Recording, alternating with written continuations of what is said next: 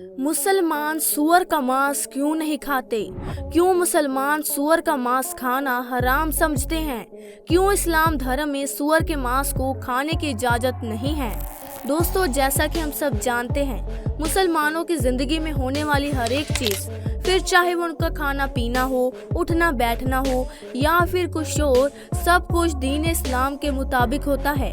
अधिकतर मुसलमान इस्लाम धर्म के नियम कानूनों के साथ ही चलना पसंद करते हैं और इन्हीं नियमों में से सबसे बड़ा नियम सूअर के मांस को ना खाना। यही वजह है कि इस्लाम धर्म को मानने वाले लोग सूअर के मांस से दूर रहते हैं। ऐसे में सबसे बड़ा सवाल ये आता है कि जब इस्लाम धर्म में बाकी जानवरों का मांस खाना हराम नहीं बताया गया, तो फिर सूअर का मांस खाना क्यों मना किया गया है?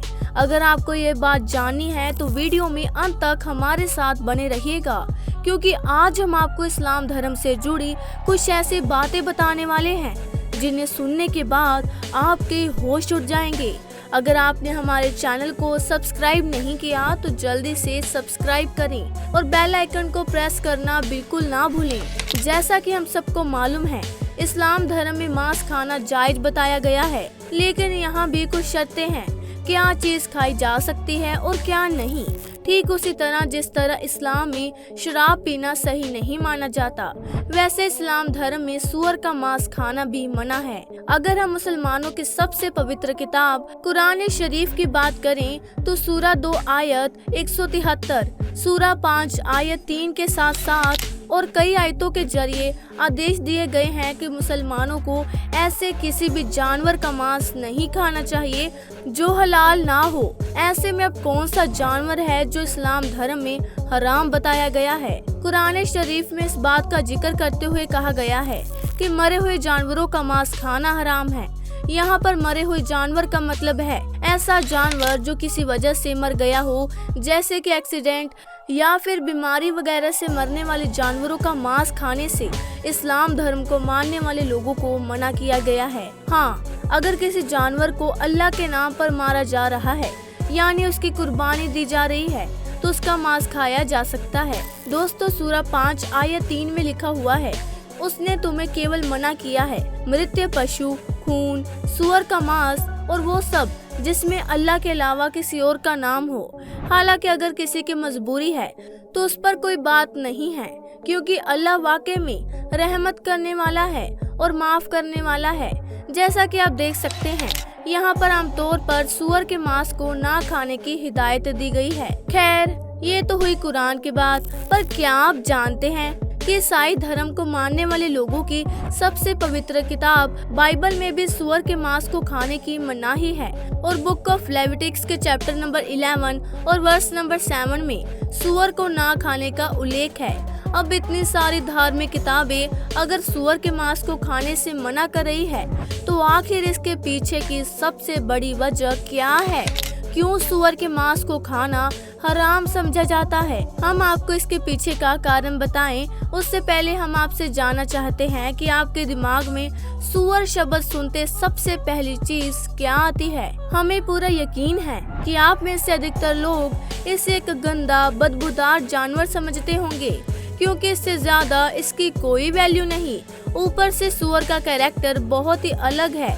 ये एक मौकापरस्त जानवर है जिसका सबसे पहला मकसद अपना पेट भरना होता है और इसके लिए कुछ भी मिलने पर इसको खा लेता है, फिर चाहे वो पेड़ पौधे हो या फिर मरे हुए जानवर का सड़ता हुआ मांस या फिर जानवरों का मलमूत्र ही क्यों ना हो। सूअर को इस बात से रत्ती भर भी फर्क नहीं पड़ता कि वो क्या खा रहा है, उसे सिर्फ अपने पेट भरने से मतलब होता है। इसीलिए सूअर को गंदे जानवर की श्रेणी में रखा जाता है। हाँ, माना के विकसित देशों में सूअर साफ जगहों पर पाले जाते हैं, लेकिन साफ सुथरी जगह पर रहने के बावजूद उनके एक दूसरे का मल खाने की आशंका बनी रहती है, क्योंकि ये चीज उनकी फितरत में होती है। जिस तरह कोयले को चाहे कितना भी तेल, साबुन, पाउडर क्यों न लगा दिया जाए, वो रहेगा काला ही। ठीक उसी तरह सूअर की फितरत भी बदलती नहीं है। अब जैसे कि गांवों और देहातों में जहां लोगों के लिए आधुनिक शौचालय नहीं है, लोग किसी कारणवश खुले में शौच करते हैं और सूअर को कुछ ना मिलने पर सूअर उसका भी सेवन कर लेते हैं।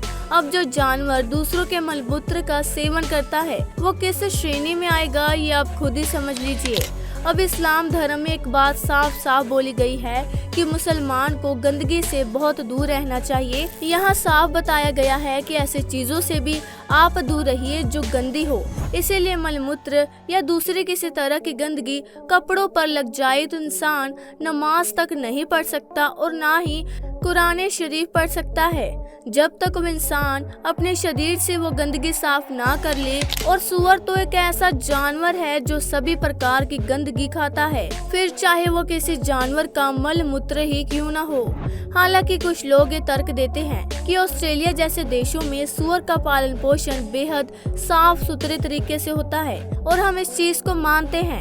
हो सकता है कि साफ सुथरी जगह पर सूअर को एकदम अनुकूल वातावरण में रखा जाता हो और उनका पूरा ध्यान रखा जाता है, लेकिन आप चाहे इन्हें साफ रखने की कितनी भी कोशिश क्यों न कर लें, पर प्राकृतिक रूप से इन्हें गंदगी ही पसंद आती है।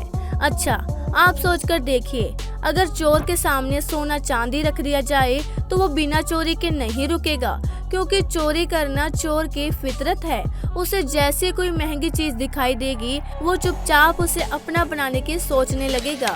ठीक ऐसे ही बिल्लियां भी होती हैं जिसे आप चाहे कितना भी ट्रेन क्यों ना कर दे, लेकिन अगर आपने उनके सामने दूध को रखकर चले गए तो वो उसे बिना पिए नहीं मानेगी। इसीलिए आप चाहे कितना भी सूअर को साफ सुथरा माहौल क्यों ना दे दें, पर गंदी जगह पर रहना उनकी मजबूरी नहीं बल्कि उनकी फितरत है।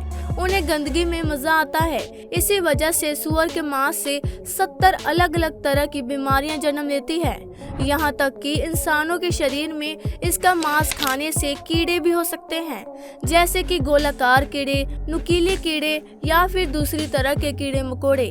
सूअर के मांस खाने से तुरंत इंसान की तरफ आकर्षित होते हैं और इन सभी में से सबसे ज्यादा खतरनाक टेप वॉर्म है। ये एक बहुत ही लंबा कीड़ा होता है और आंतों में रहता है। इसके अंडे खून में जाकर शरीर के लगभग सभी अंगों में पहुंच जाते हैं। यहाँ तक कि अगर ये कीड़ा दिमाग में चला जाए तो इंसान की याददाश्त तक जा सकती है। अगर ये दिल में चला जाए तो इंसान की दिल की धड़कनों की गति गड़बड़ होने लगती है। अगर ये आंखों में चला जाए तो उस व्यक्ति की देखने की क्षमता कम हो जाती है। और ठीक इसी तरह शरीर के बाकी अंगों को भी नुकसान पहुंचाने में कोई कसर नहीं छोड़ता। अब आप सोच लीजिए कि मात्र सूअर खाने से आपको कितनी ज्यादा परेशानी झेलनी पड़ सकती है।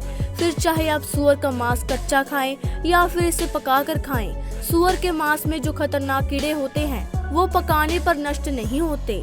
साथ ही सूअर का मांस खाने वाले लोगों को कोलेस्ट्रॉल की प्रॉब्लम हो सकती है। और दोस्तों, 50 से ज्यादा अमेरिकन हाइपरटेंशन और डिप्रेशन के शिकार है, जिसका बहुत बड़ा कारण उनका खान पान है, जिसमें सूअर का मांस बहुत बड़ी भूमिका निभाता है। इन्हीं सब वजहों से कुरान पाक में सूअर के मांस को खाना गलत बताया गया है।